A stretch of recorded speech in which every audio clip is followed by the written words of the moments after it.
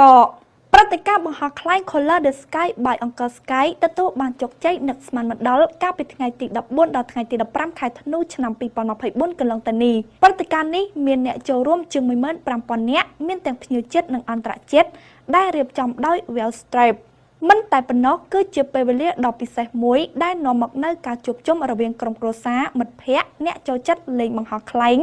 ដោយអបអរនូវភាពច្នៃប្រឌិតវប្បធម៌និងទំនាក់ទំនងផ្ទៃមេឃដែលពោពេញទៅដោយខ្លែងចម្រុះពណ៌ដ៏ឆើតឆាយនិងភាពរស់រវើកបានផ្ដល់ឲ្យមហាជននូវអារម្មណ៍ស្រស់ស្រាយបង្កើតនូវសន្តិភាពផ្លូវចិត្តសេរីភាពនិងពេលវេលាដ៏មានន័យជាមួយមនុស្សជាទីស្រឡាញ់របស់ខ្លួនព្រឹត្តិការណ៍រយៈពេល2ថ្ងៃនេះបានផ្ដល់នូវការលាយបញ្ចូលគ្នាដ៏គួរឲ្យរំភើបនៃសិល្បៈការកម្សាន្តនិងសកម្មភាពគ្រួសារជាច្រើនទៀត